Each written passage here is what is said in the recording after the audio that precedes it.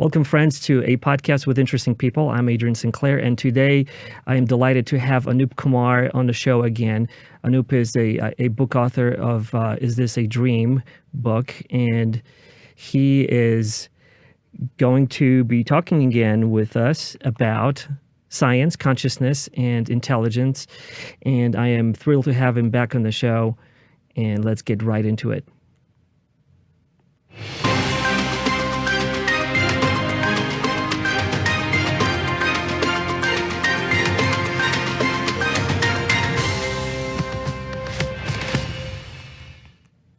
Anoop, welcome back. Hi, Adrian. It's great to be back and see you again. We had a fun conversation last time. Yes, and today I am hoping that the internet overlords will work with us and we're not going to have any audio issues. I know we had a couple of hiccups over there, but I am so happy that we can get back into the conversation because we just kind of barely scratched the surface and we talked about the stuff in your book. And today we're going to be talking about, in part, about intelligence, and we're going to kind of tie this into your book as well. And I have a million questions to continue on. So let's start with intelligence. We kind of emailed back and forth and talked about what's happening in this, how we educate people these days, how our intelligence and approach to that is so mechanical. And so take it away. Let me know, what are your thoughts on, where that stands versus, how people should look at the world in general in terms of, trying to figuring it out. What is it all about? Yeah. Well, in terms of how to look at the world, I think everybody has their own way, and everybody's coming from their own perspective in terms of how they see the world. And that's fine. I don't think I would prescribe how someone should look at the world. I will say that in my experience, ultimately, no matter how you look at the world, it ultimately converges onto this fundamental axis, which we talked about before, which is this kind of subject-object axis. Ultimately, no matter who we are and how we're seeing the world, there's some sense of identity of who I am or what I am that's then looking at the world or an object in the world, or even something very subtle like an emotion or a subtle intuition. So this fundamental configuration of the mind is an actual configuration of the mind. Just as, you have a pretzel. A pretzel is essentially a long breadstick, and then you twist it up into a particular configuration, and now all of a sudden we call it a pretzel, right? You straighten it out and it's not a pretzel anymore, it's a breadstick, right? So similarly, when this mind, you might imagine it as the breadstick itself, and when you put it into a particular configuration, being this polar configuration, you twist it in a particular way, then this kind of subject-object axis appears. And then I feel that what I am is a particular localized, individualized thing, and that has a particular lens. And then it is through that lens then that the world is perceived. So I would suggest that no matter what perspective you come from, what you believe, etc., everybody can introspect and ultimately come to recognize this fundamental axis, that there is a lens through which I am perceiving the world. And whatever I think about the world or about myself or about science or objectivity or perception is dependent on that lens, the nature of that lens. And so that affects what we know and how we know the world. I think this has big implications for education, which, we can get into that too. But that's the fundamental framework that I think everybody can at least recognize with introspection. I totally agree that, the lens, which is in many respects is our education, because education teaches you, some of it is scientific method, some of it is philosophy. Hopefully you have a well-rounded education so that you have multiple lens, right? So you can put them on, put those spectacles, and now I'm looking at this through these set of lens, and I can inspect what I'm looking at. And then, I need, for this type of perspective, I need different lens. And it's when we kind of lock ourselves into having just one set of lens and we look at everything just from that one dimensional, that one perspective, one aspect, is when we are getting into trouble. My opinion, not everybody else's, but it's when we get stuck into, and this is where science comes in, right? Like when we have just using science, and if you have the scientific method and that's what I'm going to do, it's, have a hypothesis, bunch of experiments, statistical analysis of many cases, and then you derive some kind of conclusion out of it, and that's going to get you only so far from especially the things that we cannot inspect, and we know that from science as well. There are things that we simply will never be able to inspect, like the inside of a black hole, for instance. At least mathematically, that's what people are saying right now. And so we have to know those boundaries as well. And I'm glad that you said that, we have these different lenses to look at the world. What are some of the lenses that you are using in your life? Because you are an interesting person, because you are, well, you're super smart, but you also bring in the science world, through your classical education, through your medical education, which focuses on science, and then you have the influences of the culture and spirituality that you bring into the table, which is like the opposite side of the spectrum, and then you somehow somewhere in the middle you kind of combine them. So how do you go about like choosing your lenses as you kind of go around the world and look at it? Yeah. So a couple of points. One about black holes. Yes, we cannot know the inside of a black hole now. But again, remember in the last conversation, we talked about the subject-object orientation. And there are some things that we cannot know as long as we are maintaining that subject-object framework. I would not say that we can't know the inside of a black hole. I would say that we cannot know it as long as we insist upon this configuration of the mind as the basis by which we have to know it. Yes. Right? I think there is a limitation. Mm-hmm. Yeah, I failed to kind of qualify that through sort of like scientific experimentation. And as of now, and that's important to kind of mention that as well, right? Because we thought that some things were impossible to us in the past as well, because we thought, well, we'll never be able to do that. Maybe even like right now we were saying that we can't travel at the speed of light or faster than speed of light, but maybe we can travel at infinite speed, right? Which is something that general relativity and Einstein did not, exclude from his theory. So yeah, thank you for clarifying that and bring that up, because that's a very important distinction. We can say that we don't think it's possible to travel at the speed of light, but then my question would be, what is light?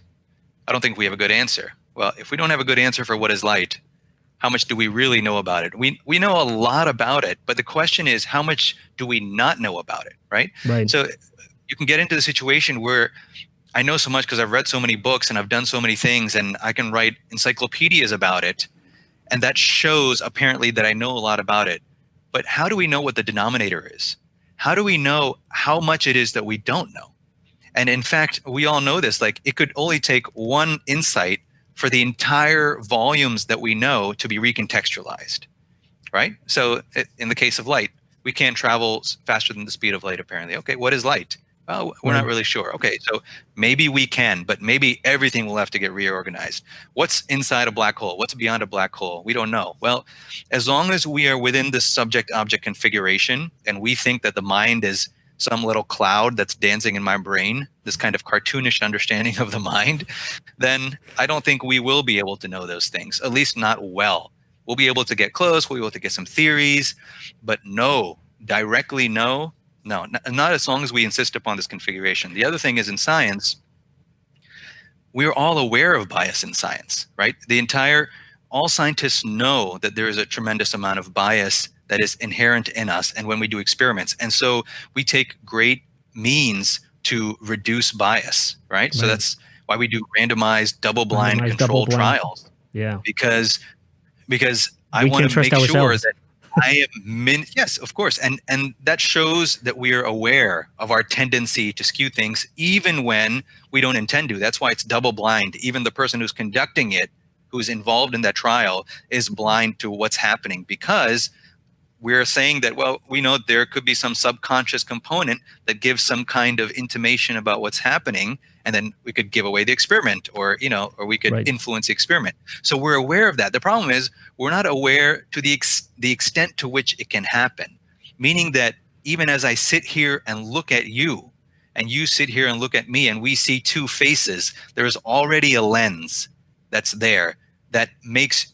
what it is that is you look like a face, and what it is that is me look like a face. The very perception that is the basis of thinking is influenced by this lens, right? So where do we get all our fancy theories, right? Isaac Newton came up with gravity because apparently an apple fell on his head, right? What is an apple falling on his head? It's perception. He saw a red thing. It was hanging. It fell. He felt a bonk on his head. And he said, why is that thing happening? And he looked up at the moon and he goes, well, look at that huge thing. Why isn't that falling? Why is it just hanging up there like a picture? That's crazy. Right. So, and then, go on and on and on, thinking, experimenting. And what do we have? We have the law of gravity. Of course, it was there. He didn't invent it, but he described gravity, right? And he came up with an equation. And of course, that's so important in science now, in physics now. Right. And even that is just that's only one side of the story for gravity, right? Like he described it from like terrestrial point of view, and then gravity later on, like it was huge in Einstein's work, right? And he took it even further to the next level, which was like what is even gravity? Is it just like this occurred? Like now we're into like gravitational waves and all of that stuff. But I'm just gonna hijack this conversation just for a second because I wanted to because I have something queued up in my brain about light, because you mentioned that we don't know what light is. I didn't answer your question yet, but we'll come back to that. Yeah, it's fine. And so my mom is a physics teacher, retired, and so I kind of grew up around this, in this scientific domain, so to speak.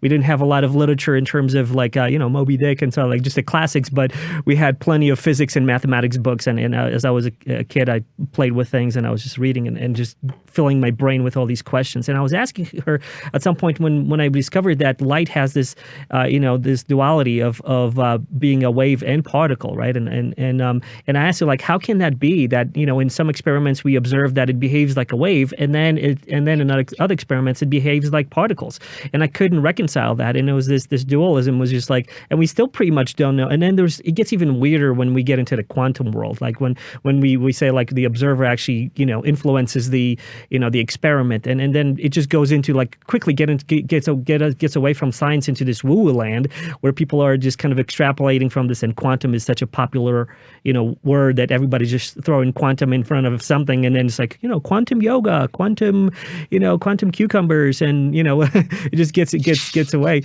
But the essence of it is still kind of very interesting and scary in a way. And maybe that's where science is kind of getting up against right now, where we're slicing and dicing everything into such small particles and subatomic particles. And then you have the string theory, which is like, no, everything is just a vibrating sets of strings, and the way we just kind of observe it is what we see as these different particles and so on.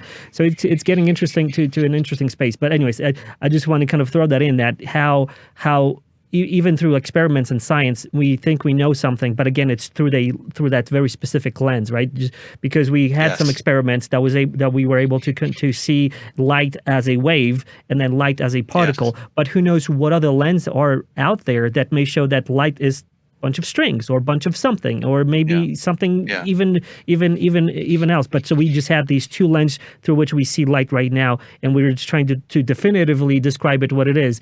But there's like probably a gazillion other lenses through which you can look at light and say, oh no, it's not that, it's something else. Right. The details of quantum physics, I'll leave for a quantum physicist to explain. But I'm not an expert in that. But what I can say is that this phenomenon of light, or phenomenon of anything, right? What we say is that depending on the type of experiment that we set up, we identify particles in different ways, meaning sometimes we recognize them as fields, sometimes we recognize them as waves, sometimes we recognize them as particles. Right. And the question is, what is changing in this? And I would say part of it is the axis that we're looking at, this subject-object configuration, that when we are looking at it through a particular lens, then that's the kind of image that shows. And it's not different at all from the macro level, right? This is not just at the quantum level, the submicroscopic level. This is even right now, the way people see each other, the way we see objects is different based on the nature of the mind that is observing it. So that's an important point. Now, is there something is the particle fundamentally different than the wave, fundamentally different than the field? I would say no. It depends on who you ask. I would say no. There's something fundamental that can appear or look like or behave as though a particle, as though a wave, as though a field, just like at this level, at this macro level, there's something here that can appear as though localized, as though localizing, and as though delocalized and not with a particular form or function. And that's there. The other thing about quantum physics that we have to understand is that quantum physics has two components. One is physics, obviously, but one is the nature of the quantum, which is not a function, or it's not native to physics, right? The quantum. Explain. What is a quantum? The concept of the quantum precedes quantum physics by several hundred years.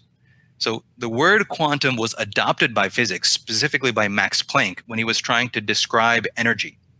And he found that the best way to describe it was to quantify it or quantize Right. it. Yeah. Or What is the form it quanta, into the discrete unit? packets. Yeah. Right, exactly.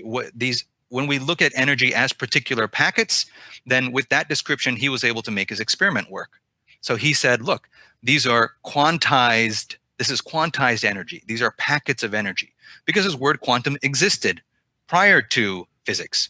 So quantum physics borrowed the word quantum from a word that's already existing in the English language. So the question we have to ask really is, what is a quantum? Right? If we're going to apply it to quantum physics, what is a quantum? And you can get all kinds of answers on this. My answer is that this concept of a localized thing or a discrete thing or anything which has a boundary on it, which is what a quantum is, right? Reminds me of James Bond movie. There was Quantum of Solace. I think that's one of the James Bond Quantum movies. Solace, yeah. I used to be like, there's solace, and then you can have a quantum of interesting, Yeah. Anyway, this quantum, when I see something discrete, it is only because that I feel I myself is something discrete. I quantize a world only after my own identity has been quantized. If I don't quantize my own identity, and of course that I is critical. When I say I don't quantize my identity, what I is that? That is a non-quantized I. That is not a particular or discrete or localized I. When I quantize my identity into something particular, Anoop is who I am. This body is who I am. I am living inside the body. I'm restricted to this body. I cannot be anywhere else. I'm only here. Like these kinds of feelings or ideas, when that is there, that is a lens. That is actually a lens that the mind is taking, or we can say consciousness is taken. And when it looks out, it scatters that everywhere. And everything we see is, in a sense, a reflection of ourselves, which is why, some of these people that are considered, that are not in society, we won't even be able to have a conversation with them, because their fundamental worldview is so different, and what they see is different than what you and I see as quantized individuals. All right. Are we talking about this concept of quantum has been borrowed into physics. And I think the key to fully understanding quantum physics, you have to understand the physics part, but you also have to understand the nature of the quantum, which means that a theory of identity has to be integrated into physics if we really want to understand what's going on here. I agree with man. It's like we're so much on the same page, and we talked about identity a little bit in a previous episode, which is how identity is like this box that, if you make your identity very specific, like I'm this, I'm that, that is the extent of which you're going to be able to experience everything else, because you're going to be looking through this outside this little box. But if you remove the walls and now suddenly you're going to consider yourself, everything, or like connected to everything, then you are looking automatically from a different perspective, or maybe all perspectives. Right. But what I wanted to say when you said like there are individuals who are like, so like I don't know, they have that different perspective, or maybe they are outside of their box doesn't exist. Their box is everything, right?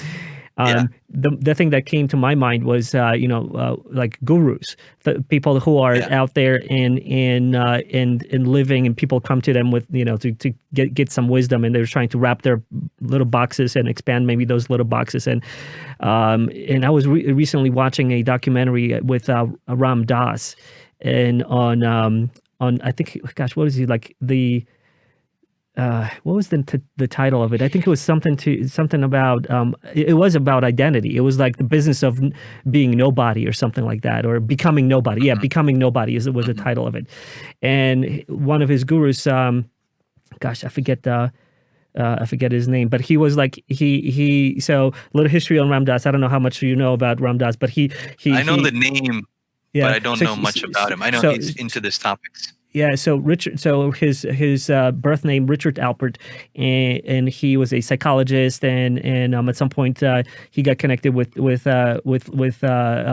Leary, who introduced him to psychedelics, and so he was kind of on this quest, and at the same time he was a psychologist, and they were making all these, doing all these experiments with students, and and expanding consciousness, and pretty much just using psychedelics and plant medicines in order to kind of wedge into that space of like trying to understand consciousness and all of that through those means, while all of that was still legal, and so LSD and everything, and then he went to India, and he, gosh, I wish I remember his name, the name of the guru, but Maharaji Maheshi, maybe no, maybe someone else, but he said, and I met this individual. And Ram Dass, he gave him this name, Ram Dass, his guru gave him the name, and he was like, I tried like hundreds and hundreds of sessions with psychedelics, and I always was being high. I had this consciousness expansion. I had this different perspective, these different lenses through which I was looking at everything, understanding everything, and connectedness. And then I met an individual who, without that, was there all the time. Like he was like, I took like LSD, and I was like in this space, in this dimension, and there he was without anything. He was just there already. And so that kind of ties back into what you said, which is like, that's my interpretation. Again, like those individuals, their box is infinite. Their box is everything, and so they see it from that infinite perspective, and which is for other people who need to kind of get there. They use plant medicines or these compounds to remove their own little box, right? So it's very interesting. That's what kind of popped into my brain when you mentioned that, and but yeah, tell me exactly it. Those those plant medicines and psychedelics and all those things can alter what's happening in the mind and open doorways in the mind that are not typically open, because the practices in our society aren't the practices that open such doors. Now, they'll happen anyway for some people because that's just how life works. But generally, in certain societies, those kinds of experiences will be considered natural.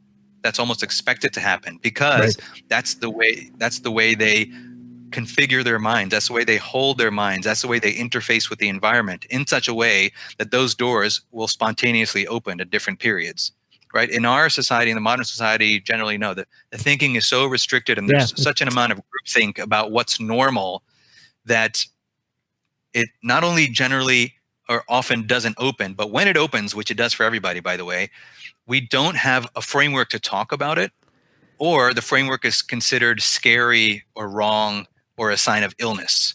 Right. And so when it happens, you try to brush it under the rug, or we say it's not real, or we have this word subjective. Are we still on? Everything looks kind of frozen. Yeah. No, we're still on. It was a little hiccup over there, but we're good. The audio's coming through. Oh no! And just now pause for a second until I can hear you. Yeah. We're back. Okay, we're back. Yeah. Okay. So. All right. So you're getting onto something right now. You're getting onto something, and you're starting talking about something. The internet doesn't like it. So even in this society, that will happen. But when it happens, we don't have a language to talk about it, or it's a weird language, or it's considered a sign of illness, or it's a sign that something is wrong. The mind is doing something it shouldn't do. Like, these are all our interpretations about it, so that when it happens, we, as supposedly educated people, we kind of shove it under the rug because we shouldn't be talking about it. Or we say, well, it was just a subjective experience, as though anybody is having anything other than a subjective experience, right? Right. So we just say, oh, it's a subjective experience, right? And this goes back to try to backtrack a few steps, what we said about Isaac Newton. So everything he knew about gravity, he knew only because he perceived the apple falling in a particular way, the moon hanging in a particular way. If his perception would have been different, which it would have been if his sense of identity were different, he would have perceived something else, and not just that. He would have also perceived that probably, but he would have perceived more than that also. And therefore his line of thinking and his equations and our science now would be different or more comprehensive than it is now. right? So in Yeah. terms of the lenses we use, you asked a while ago about the lenses I use to look at the world. The different lenses we can use are based on this configuration of the mind. Do Right. we want to, how do we coil the mind, right? How specific do we want to see the mind? So if I choose a subject object orientation, I know that this I that I'm talking about is going to be at a particular level, because this Right. I, when we say I, it has an entire structure to it. And what is commonly referred to as I in our society is this kind of outer structure, the outermost layers of the mind, which is what the physical body is. So the Right. outermost layer of the mind is what's considered as I generally in our society. And then with a little more reflection, also our subtle thoughts, my feelings, my opinions, that is also an I. But beyond that, there is an even deeper I, which is not as localized, right? And so this is somewhat described in the traditions of the world, especially in yoga. They talk about the energetic structure of the human being. They do this in Chinese medicine too. They talk about the energetic, like meridians, and the Meridians. energetic Right. flow of the human being. It's probably there in every indigenous culture because they haven't yet narrowed the mind down in those cultures, right? So the benefit of our culture is that we've analyzed things in great detail within the subject-object orientation, but the detriment is that we have not looked at much by loosening the subject-object framework. And many of the indigenous cultures have already done that. So what they describe is a human being not as a localized thing, also as something localized in some cases, but not necessarily as a localized thing. So these are the different lenses that we can take. In the first book, Michelangelo's Medicine, I talked about the different bodies, and that was kind of getting at this, that we can see the human being through different lenses, and we can choose which lens is needed for which situation. Right. Right. And we're gonna have a third episode to this because I want to read your first book, Michelangelo's, and the kind of looking through the lens, those lenses on the anatomy of human body, and so we're talking about something, and when we emailed back and forth, we talked about how some of the topics that we're going to talk about, and I want to kind of bring us into what you said. You said the secrets of the universe can't be opened mechanically, and I wanted to kind of tap into that. Because mechanically, as in, how do you mean? As in more of a scientific method, into kind of like chopping everything into pieces and analyzing it and doing experiments. What did you mean when you said that? Well, the scientific method is great. I think the scientific method is fantastic. It's you make observations. Based on the observations, you form a hypothesis, Mm-hmm. and then we test that hypothesis using experimentation, and then we make our deductions. We do the experimentation. We have new observations as a result of that experimentation, and then we go back, right? We make another hypothesis, another experiment, more observations, and this is fantastic. This is what everybody is doing, right? Like, for example, in the subject, when we look at meditation, for example, when a person meditates, this is what they're doing. They have a hypothesis about what's going to happen. They conduct certain experiments. They make adjustments. They have observations about what's happening, and then they refine it. The thing is that in science, it insists upon this subject-object framework for that. And that's where the limitation is. And that is only where the limitation is, right? Science has discovered many great things because it's a very effective method, and it Right. tries to minimize bias as much as possible. But we also have to recognize the fundamental bias of even being an individual is a bias. Right. Because Being an individual is a bias. It's an individualized, quantized lens through which we're looking at the world, and therefore we will only detect quantized things to that extent. I think as we're talking right now, you already are writing your next book. Maybe. I have about 3 books. One is here, one is here, and one is here. They're kind of writing themselves. We'll see which one comes out. That's why I love these conversations, because they take us on these different topics, and so going back to the mechanical aspect of trying to understand the universe and those lenses and that subject object perspective that you mentioned.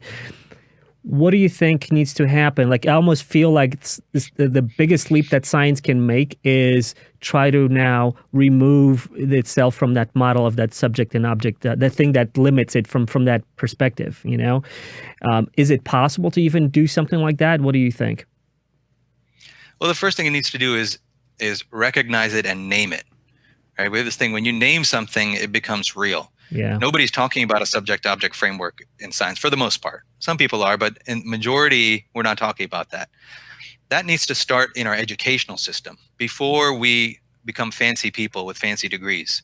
Because once you become a fancy person with a fancy degree, then you're beholden to the thought structure that got you there. Right. Right? Mm-hmm. I mean, tenure is nice because tenure, the whole point of tenure is that you can now be intellectually free. You can be independent and say whatever you want because apparently the university can't fire you or something like that. But there's something even more valuable than tenure to a person, and that's their sense of identity. Right? I can keep my job and everything, but if you think I'm a kook and if you think my ideas are so wild, I can't tolerate that, so I'm not even going to go there. Right? So once you become a fancy person, what I mean by that is you've been kind of indoctrinated into a particular configuration of thinking without ever knowing that it is a particular configuration of thinking that you're given, because the whole world is giving you prizes and you're speaking and you have all the Twitter followers and all these kinds of things are happening. So everything is congratulating you because you have done good work. Of course, you have done good work.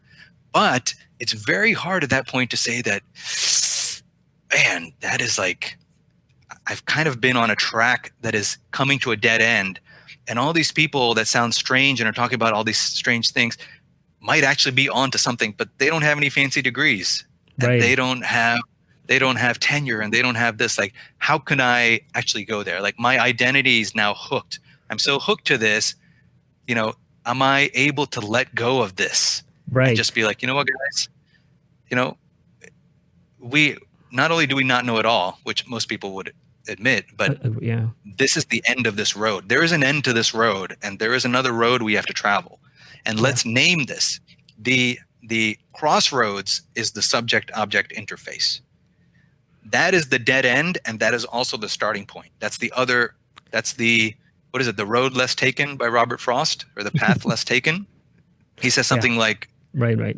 two paths diverged in the wood, and I took the one less traveled, and that has made all the difference. Exactly. Yeah, exactly. So one path is that of the subject-object duality that we've traveled. And now we've come to a fork where we have to see that this thing that we call an object and this thing that we call a subject, or this thing that we call the observed and this thing that we call the observer, maybe they're not fundamentally different. Maybe there's an integral which differentiates as these perspectives. And that is now another road, right? Yeah. When these two start to come together, that's another road. So that we have to educate our children on, right? I think it's not too late for some people can do it once if they experience enough frustration and enough intellectual banging your head against the wall, something will have to give. And if you're open, something can come through and a person can appreciate that. But why go through all that hell? Like, why don't we just educate our children to begin with? Now, one thing I hear about this is like, man, this is so abstract. This is so, like non-duality or subject-object interface. Like, this is crazy. Configuration of the mind. Like, kids aren't going to get this. Guess what? Kids already know this. All infants know this. They haven't formalized it as because thought, they don't have those filters. They don't have it. They haven't yet divided their configuration yet. Right. So they're learning it, which is why they're looking out with wonder. Like, holy crap, I can see the world this way, or holy crap. I mean, that's not their thought, but this is what is happening is as that, and everybody is telling them, you are Joe. Your name is Joe. Your name is Joe. You are Joe. You're Joe. And it's just kind of like this constant barrage, and eventually it gets crystallized. The mind gets crystallized. I guess I'm Joe. Only this is Joe. Oh, okay, that is not Joe. Fascinating. First it's fascinating, and over a while it becomes dulling, and the intellect becomes dull, and then it sees this kind of crystallized, hard, concretized, specific world, and then it goes on a process of education of trying to unlearn that. It doesn't know The child doesn't know that she or he is trying to unlearn it, but that's what they're trying to do. And then they get fancy degrees, and then they read something about quantum science, and they start wondering, wow, the world really may not be as Isn't so isn't this is what's happening. right? Isn't all of this like So almost like a circle, or maybe Mobius strip that kind of goes into infinity, where we start as these beings that don't have points of yeah, reference, don't have the box, right? They just come in from this full no box. I'm everything. Here's like I'm just here to kind of experience it, and then kind of society and us and in general, we kind of mold them into like this is who you are. Again, forming that subject object, that identity, building that identity into them, and off you go with that lens through your life. And then as you get yeah, older, and I'm speaking from my experience, as I get older, I kind of peel off, and that box becomes weaker and weaker, and I try to expand through different means of understanding, and listening to different perspective is one of them.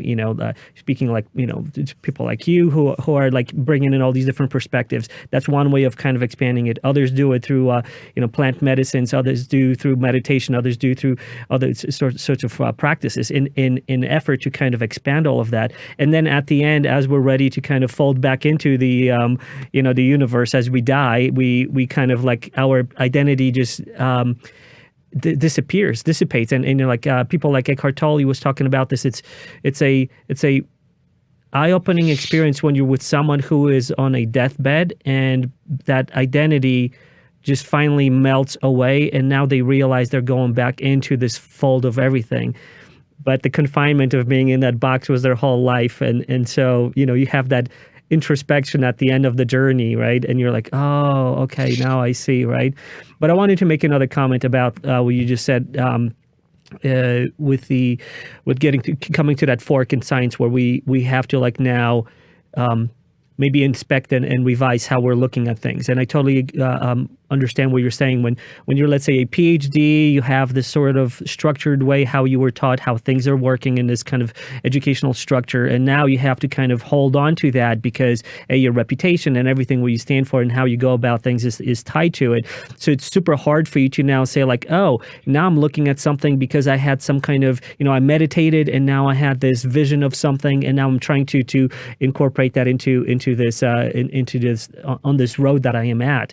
And it's almost incompatible because like that whole educational structure or like scientific structure doesn't permit it, because it's a different lens now that you're trying to use. But I am super hopeful that that even science is coming to that as all of it, science, all of it is coming to the point where even scientists are like, when they're looking at these quantum events and quantum experiments that they're doing, and they're like, well, this is just freaking bizarre. Like, I don't like we can split a particle into two particles entangled somehow through space-time continuum, and one flips and the other one flips, and it can be gazillion miles away and it still works, and we just don't understand it. It's pure magic. And so and we can't really figure out why. And so maybe it is that point in which we need to look at other ways of looking at everything. And then, so I'm hoping that next generations, and because it takes so long for us as a society to start accepting these other things, which are just like so out there, right? But I think newer, younger generations right now, as they kind of grow up and by osmosis, they kind of absorb a lot of these other perspectives, which in past weren't available or not available in your standard schooling. Now you can go to regular school, but you can also listen to a podcast like this and expand your perspectives and understandings and concepts of things. And then you can travel around the world, and there's just this huge body of knowledge. And I think it folds back into itself now, and people who are curious. And I wanted to say that at the beginning of this show, is that this show is sponsored by curiosity. That allows you to grow and expand your box, and so I'm hopeful that science is going to start incorporating more of that, and choosing that less beaten path and trail on this new trail. Yes, part of the difficulty is that as long as we don't name this subject-object interface, this foundation on which, this platform from which we're looking at the world and studying things as though this is like the ultimate study, right? Without bias, without any significant bias, at least in there. As long as we do that, we're going to have different fields of knowledge that can't inform each other. So we look at religion as one type of knowledge. We look at spirituality as one type of knowledge. We look at philosophy as one type of knowledge. We look at science as one type of knowledge. If you look at these, one of the primary differences among these is that they take different positions on the subject-object interface, right? Religion will talk about God and God is everything, right? So it not only the subject but the object. It kind of blurs these boundaries. Yeah. Spirituality will talk about oneness, or spirituality will say that, you can have different lenses, you can see yourself from different perspectives and whatever it might be, without using the labels of particular religions. Right. Philosophy will change those labels even further. I don't know who was one of the philosophers that talked about, I think, I and thou. I and thou. I don't know, it was Martin Buber or somebody. He's talking about I and thou. Well, basically, he's talking about subject object, right? He's talking about this I and this thou that needs to be integrated. So same kind of thing, but that's philosophical now. Science doesn't talk about, it talks about the same subject and object, but it recognizes that I need to minimize the bias of the subject. But it doesn't say that the very existence of a subject and the nature of that subject has already influenced the perception, right? So the difference between these four kinds of knowledge is simply different stances on the subject-object relationship, on the existence of it, on the importance of it, on the effect of it. Now, as long as we don't name that and talk about the range it can take in science, we're going to say, well, that's not science, that's spirituality. That's not science, that's philosophy. That's not science. But in fact, what that shows is a lack of intellectual understanding of the platform on which we are standing.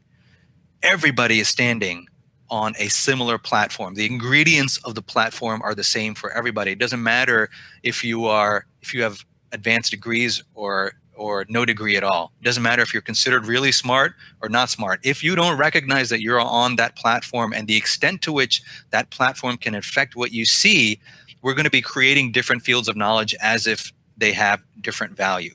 And Right. as soon as we start to see that, then we're not going to be so obsessed with calling this religion and that philosophy and this science and all this stuff. We're going to be like, look, we have to be rigorous.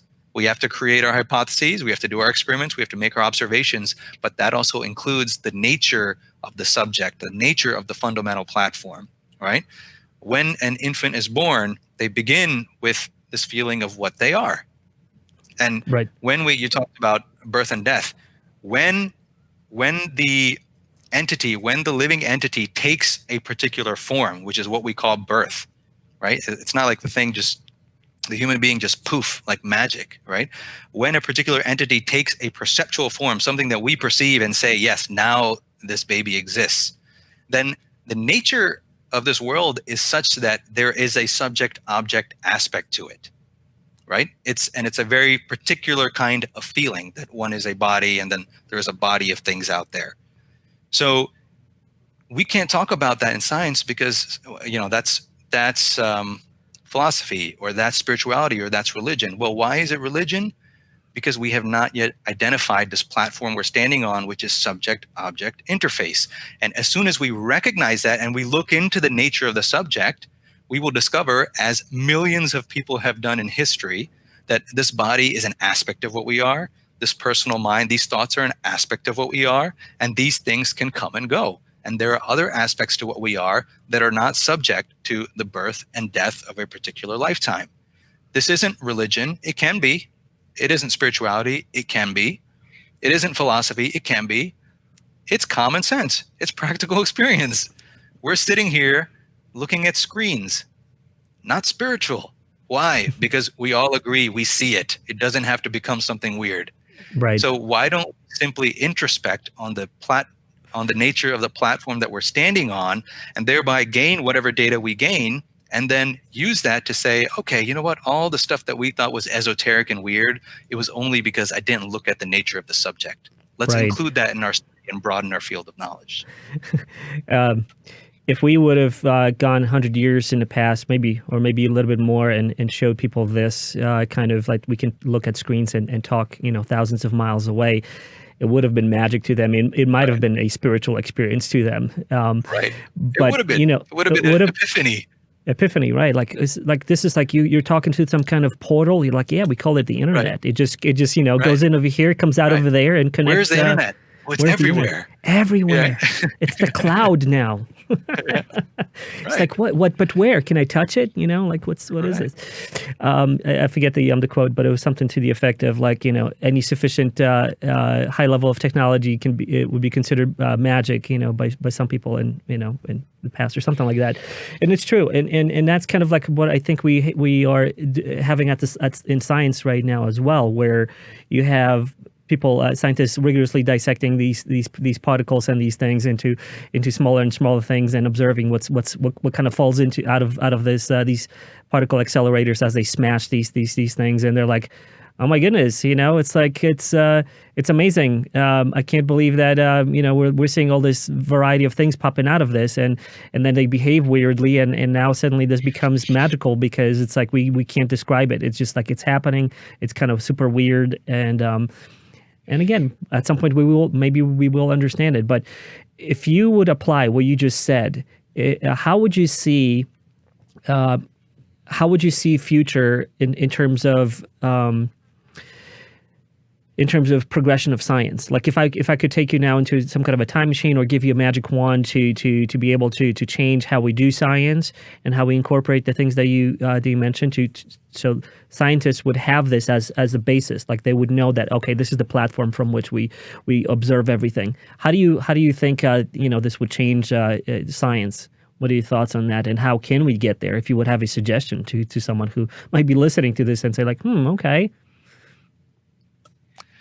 In terms of science, I think one of the greatest inventions that can come from this understanding is first recognizing that there is energy everywhere. I think physics already recognizes this, that energy is everywhere, and maybe even it says energy is everything. I'm not sure if it says that, but at least recognizing that energy is everywhere, not just intellectually, but recognizing it, seeing it, or feeling it, or experiencing it, or being able to utilize it. Right. That, and then being able to convert that practically, if we're talking about technological applications of that science, that can be our source of energy, right? We don't need like all these fancy companies doing all this kind of stuff. You just need a person who knows how to access the energy that's here, that everybody knows is already here, whether you're a scientist or not a scientist. But how do you access that, right? How do you convert that from the not so solid state into the solid state to influence solid things, just like we do with batteries, right?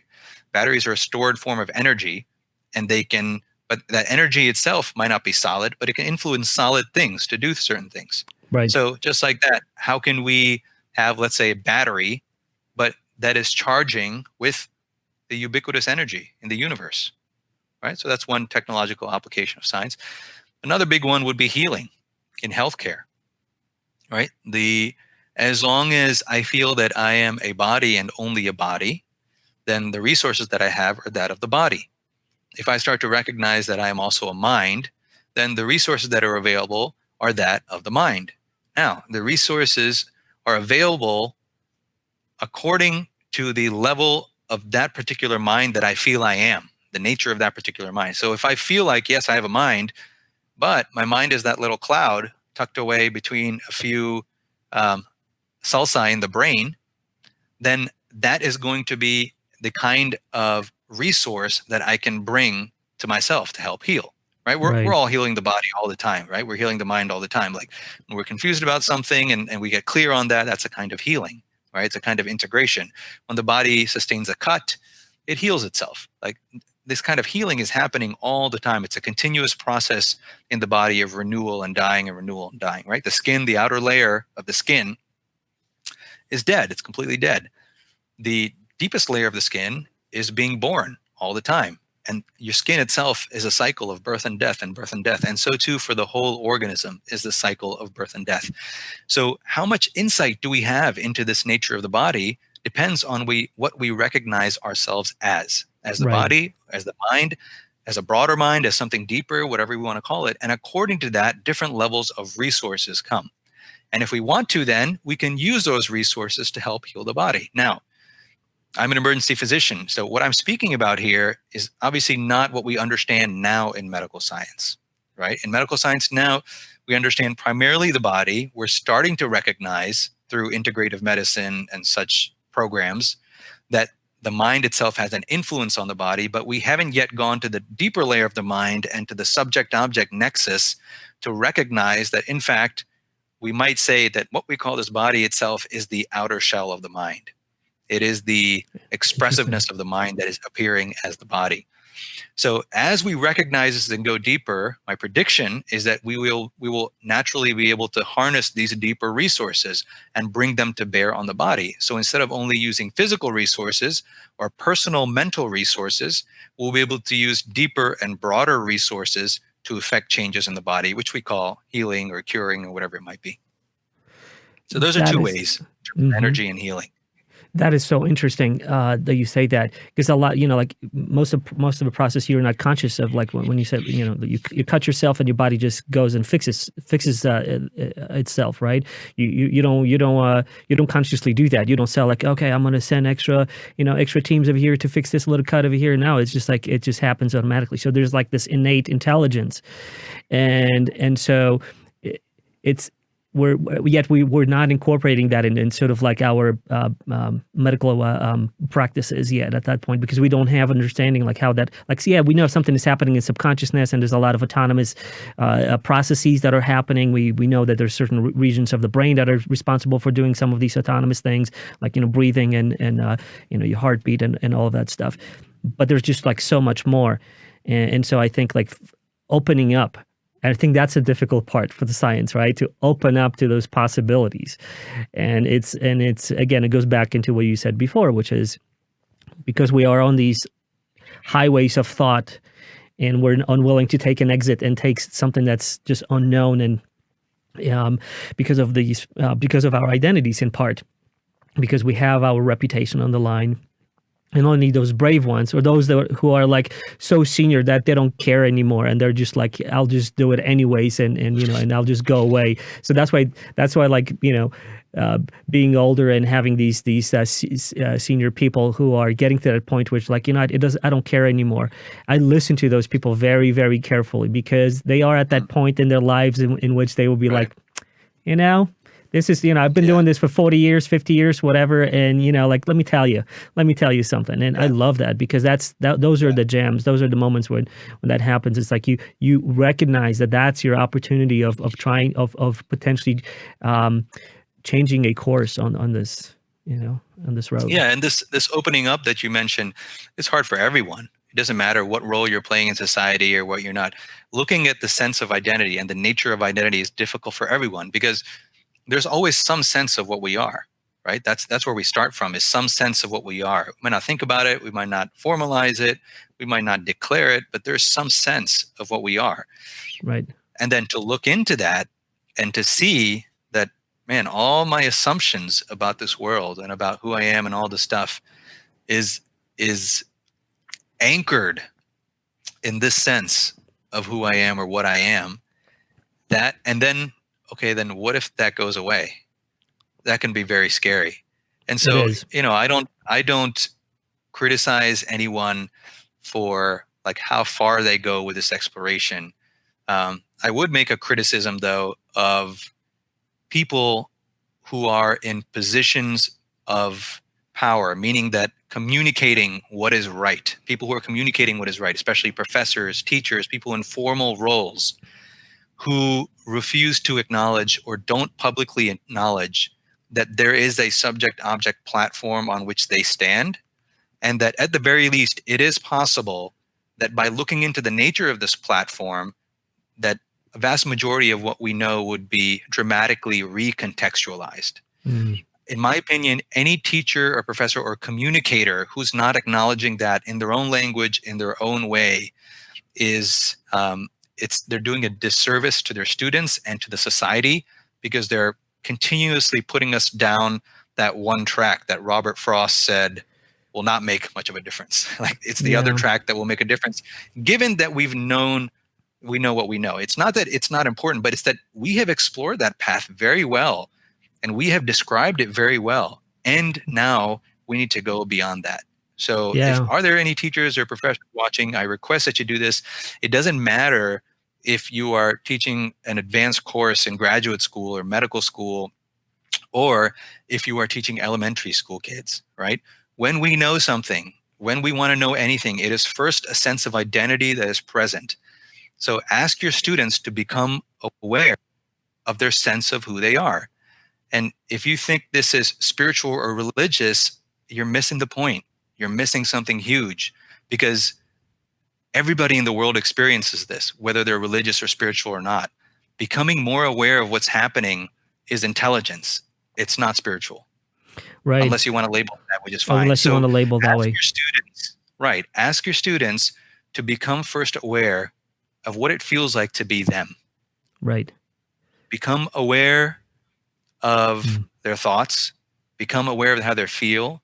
Become aware of their body and how it's positioned. Just become aware of that. And then once there's some comfort with that, which can take time, because we have continuously focused on the outer pole of experience, to now shift that back to the experiencing entity can take a lot of practice, depending on one's own nature and how they've been educated and their own natural tendencies. It can take a long time, or it can just be a moment and they can be like, I've always known this, right? So ask your students to bring their attention to that sense of what they are. And then once that gets established, that sense of what I am, even if it can be defined or named, that feeling gets established, then notice that whenever you know something, like if I want to study math, if I want to know what 3 + 3 is, and I write down 3 + 3 on a piece of paper, notice that when I want to know that, what is happening is this sense of identity expands to include this knowledge. It expands to include my perceptions, right? That's the part that many are missing. This sense of identity expands to encompass any knowledge that we want to bring into our understanding. The problem is, because we live at the outer layer of the mind, we don't see that the mind actually spans both the subject and the object. We think that, okay, I am here and there's algebra over there and I'm going to study algebra and I've already forgotten about myself. And I don't see that under the water, it is my own mind that is stretched to include this knowledge that we call algebra. So all I'm saying is become aware of one's own sense of identity. And then if you can, over time, recognize that this awareness of what I am actually extends to include other things. And that'll even come naturally, even if we don't formalize that. But if you're a teacher, please ask your students to become aware of themselves. 1 minute, 2 minutes before you start the class, and then forget about it, do the rest of the class. And the mind will work on its own. Right? It does what it does. We don't have to participate in that. You know, the identity and the aspect of identity in our daily life, and what we're talking about over here, how to kind of open that box or extend that box and shift our perspectives, is a road for society and civilization in general to kind of continue to tread on, because it's so difficult to do for a lot of people, because we have a sense of security with that identity, right? It's like, oh, I'm here, this is what I can protect, this is what I'm responsible for, this is what I can control, in a sense, like immediate sense, right? Like, you know, I can move my arms, I can do this, I can talk, I can whatever. The moment you kind of expand that and you blur the line of what it is that you are, and if you will entertain the idea of expansion, that, you know, like on a physical level, we are floating in this soup of atoms. So even if you want to just even take that as from a non sort of like a secular way of approach of what everything is and what you are, we're literally just a soup of things floating. But we take solace, right? We take that, you know, in having that identity. Like, this is just me. I know it's familiar, and to ask, you know, to kind of expand that is a tall order for a lot of people to kind of swallow that pill and take that even into consideration. But I agree with you that there is a way of sort of like without like stepping on things that may be sensitive to some people. It may be like, oh, it's a religion, or science. This is not science anymore. Or this is spiritual. So like these wishy-washy some things for some people. But I think there is a way of doing this in a sort of like secular way, just to start with, to kind of just open that up, just a possibility, which is what you just said. Even if you just like be here, be present, and just kind of observe your own body, observe everything around you, pick up a glass of water, drink it, notice what's happening when that water goes in, and then those lines will slowly start blurring for you as well. And it's an excellent kind of like a practice to start off your day. So I hope that whoever's listening to this, you guys may be incorporating that and not get fired because because the rest doesn't see how important this is. Labels that we're using, we're talking about it as a secular. If we're going to use labels, the labels I like are practical and common sense, or perhaps uncommon sense. But more than it being religious or philosophical or scientific or secular, like, I think it's just practical and common sense, because we want to know what's going on. We want to know what we are. We like to be happy, right? We like to know what happens at the time of birth or at the time of death. What is that about? People generally want to know these things, especially if you're close to those events. So why not just say that there are practical ways to know this without having to believe somebody who's on a podcast, right, or disbelieve somebody who's on a podcast, but just hearing something is possible, and then starting the actual process of knowing that, whether it's true or whether it's not, right? That to me is the most practical thing in the world. Call it science, call it spirituality, call it whatever you want, or don't call it anything. But let's start this exploration. Right. This kind of leads me into the third chapter in your book, where you talk about non-duality, and we touched briefly on that in the previous podcast. But I'd love to revisit that, especially in the context of, and you talk about that in your book as well, the context of, can science be derived from this non-duality? So can you briefly just kind of go back into what you consider non-duality and duality out of that, and then can science be derived out of that? So non-duality it's really hard to say what it is, which is why it's called non-duality. It's right. not called something, it's called not two, right? But essentially it's this idea that wherever we're perceiving the sense of duality, that it is an appearance of something more fundamental. Okay, so even this fundamental perspective that I have to take to know the world, me as a person looking out on some aspect of the world or the universe or the mind or whatever is the object of my interest, that even this apparent axis is an actual configuration of the mind, right? That's in a particular kind of flux. Right. The mind in a particular kind of flux creates a certain kind of pattern, which is what we call intuition and perception and desire, and then, what appears as externalized objects, the sense of internality and externality, which is the essence of space and time, two-pointedness or duality, which again, sequence and rhythm is the essence of time, 2 points, the interval is the essence of space. All of these dualities are configurations of the mind or states of flux. And that which underlies it, and that which appears as all of this, that is something else. In Advaita, it's called Brahman. But this is essentially the philosophy of non-duality. And that this I that we talk about, I, Anoop, who is doing this podcast right now, has many levels to it. And I, Adrian, and I, Anoop, are different only at the outer levels of this I. Everybody in the world is named I. Have you noticed that? Yeah. We all have the same name. We all call ourselves I, right? I love that, yeah. So, I mean, is that a coincidence? No. We all call ourselves I. Why? Because at a most deep down psychologically, everybody knows this. It's not conscious.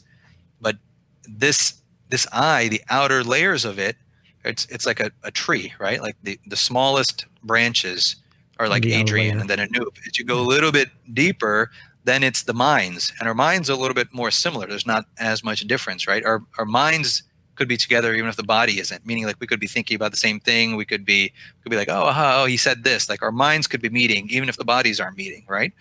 You can go deeper than that to the deeper mind or the energetic structure, whatever we want to call it. There's a deeper mind there.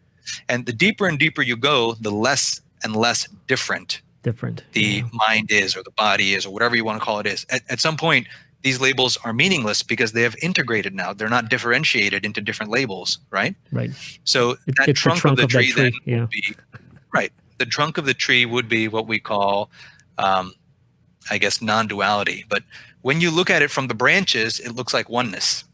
Right. That's why you hear a lot about oneness, because we all feel that we're separate on some level, but we understand it and we're starting to get a flavor for what's going on. And we look down at the trunk and we say, that's oneness, right? Meaning what? We're rooted in multiplicity, right? It's only because we see all things differently that we start talking about oneness, because we're talking about our path, our journey towards that is oneness. Like imagine you're at the top of the tree, you're looking down, you're like, oh, that's oneness down there, that trunk. You can see we're all connected down there, right? And then you have to traverse those things. But from the perspective of the trunk, it's not oneness, it's non-duality. Because those branches, et cetera, are not different from the trunk in any way. It is simply the trunk itself appearing as though different. It's not different. Right. It's as though different is what we call branches. So from the perspective of the trunk, there's no oneness. It's non-duality. Non-duality is the nature of what is, nature of what is here. Oneness is the perspective from the top. Established in multiplicity, moving towards that is what we call oneness. So I try to explain it a little bit differently than I did last time in terms of what non-duality is. In terms of science, again, science begins with perception.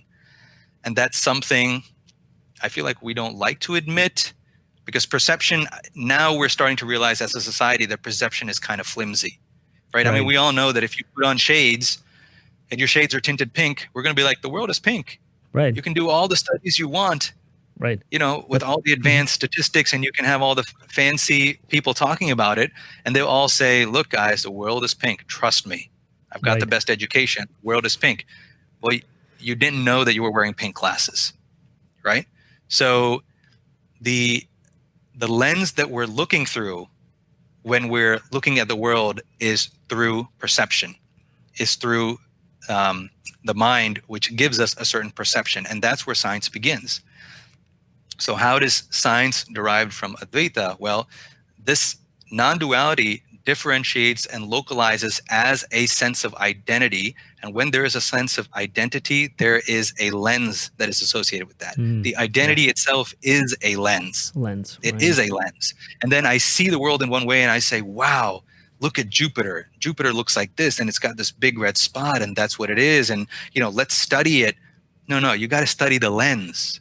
You got to study the lens to see why you're calling that Jupiter and why it looks like a big red spot. Right? And then if you're going to study the lens, you got to look at how the lens differentiates and how it appears and how the lens de-differentiates, and what would Jupiter look like from different lenses, or if the lens disappeared, if the lens reintegrated, what is it that we call Jupiter? Right? It kind of gets back to Einstein's question or whatever, or does the moon exist if you're not looking at it, or something like that. So the answers to all these questions have to be looking at the nature of that lens. So how is science derived from this? When the sense of identity differentiates, there is a world of perception that is projected. It's not projected from here. This is one of the common criticisms, is that people, oh, you think the whole world is in your head. No, it's projected here. Right here is where it's projected, because the very notion of space and time is a projection. So right here is the projector, and right here is the projected, of which we are individualized, localized perspectives. And then we look at the world and say, and that is where science begins. Before that, we write it off as philosophy or spirituality or something that's not relevant to science, when the whole darn thing you're looking at is based on that platform. If you don't know the projector, you don't know the projection. This is where a lot of brains explode when they're trying to wrap themselves into, around this, what you just said. It explodes because the sense of identity is localized in the body. That's what makes it so difficult to go beyond that perspective and to see that. But yes, I agree with you. Yeah, it's that's why you have I think I mentioned that maybe in the last podcast. It's like those things that we can't describe in some of the tools that we have to get to those places, such as poetry, or where you talk about something that you can't really verbalize and describe, but using poetry you can at least it's you can point to it, right? And those are some of the tools that can be utilized to kind of at least point people in some directions that they can't really even like understand or describe, because it's just impossible to do. And I'm just hoping that science is going to continue on that path in the sense of, I mean, in a way, they already do that. I mean, even if when you're looking at, you said, Jupiter, or when we're looking at our sun, we look at it through ultraviolet, filters, and we look at it from different spectrums. We look at it in, through different, apparatus to look at it, like what kind of X-rays that are emitted, gamma rays, what kind of radiation, and all of that. So we just need to kind of expand on that itself as well. That it's not only the tools, it's there's more. Even the thing that it's interpreting all of this over here is giving you a lens as well. That it's just you can't remove it easily for some people, especially like classically trained with in a scientific method. So I think the next biggest advancement would be. Well, I would say there. Yeah, and I would say all of us.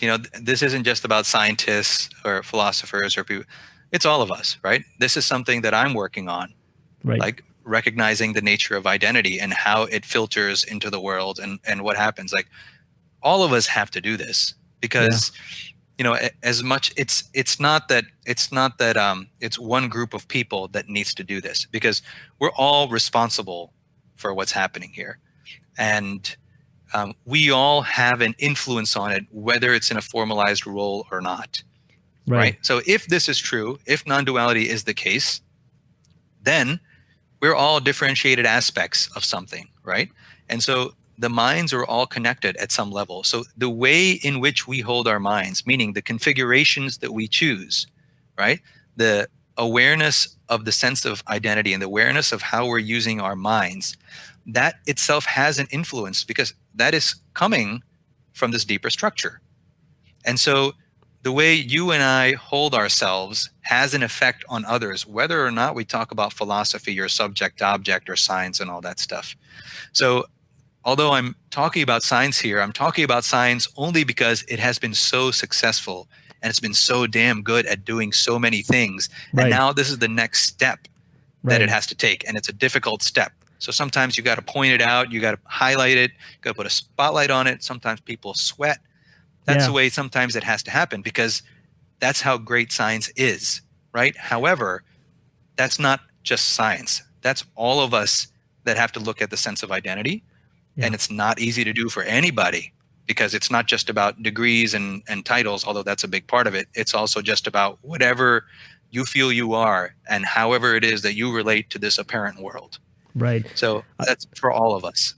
Yeah, no, I agree. And it's just that, like you said, science is just this kind of vehicle and methodology that allows for like this, I hate to use it, I call it like more solid, because like when you expand your mind all over this, like it's not as solid as you think.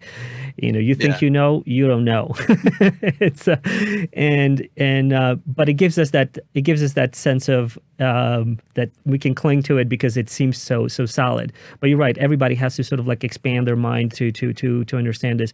But science is kind of interesting because on the one hand it's like so rigid, and on the second hand, because it taps into these unexplored things, it also opens up things that are seemingly crazy. I remember reading about time dilation when Einstein proposed that gravity was going to be is going to be affecting time, and faster you're going to go, closer to the speed of light, time is going to slow down, and people were like, what are you talking about? Are you nuts? Like, time is just one of those things that, we think of tick, tick, tick, tick, tick, tick, tick. This is the measuring stick that just kind of like our lives are, so it's, measured by that. And it's like, if you take that away from me, that's just what? That's crazy. And then it was proven that it is true. And then so now we're kind of incorporating that, although it's not in our everyday life, so we don't see it, right? Because we don't travel in spaceships other than this spaceship, this blue ball that we're flying on.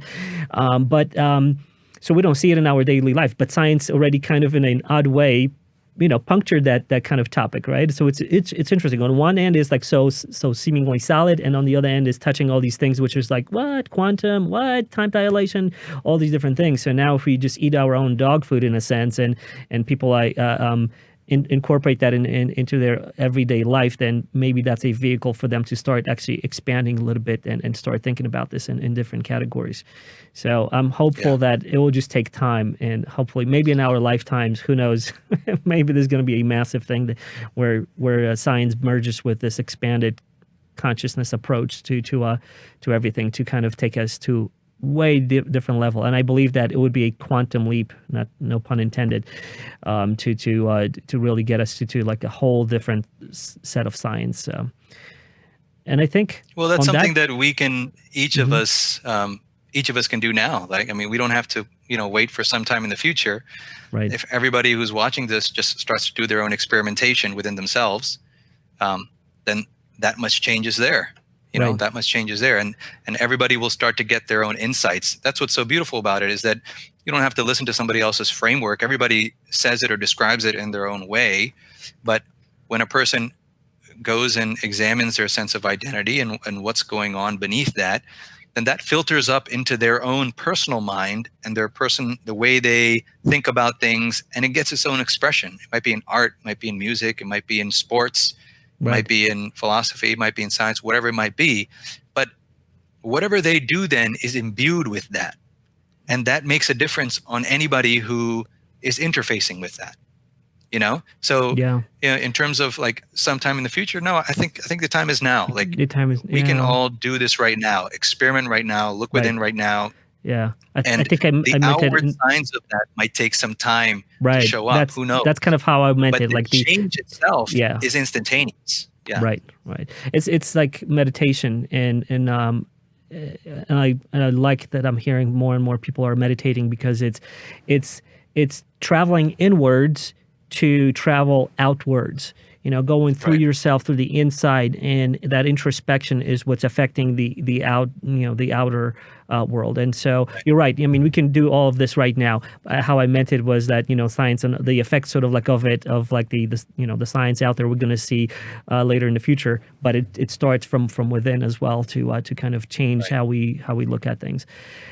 And that's an important point that I know we're finishing up here, but I want to add a couple of important points. One is that this, it's easy to listen to all this and think that this is all subjective stuff in one person's mind.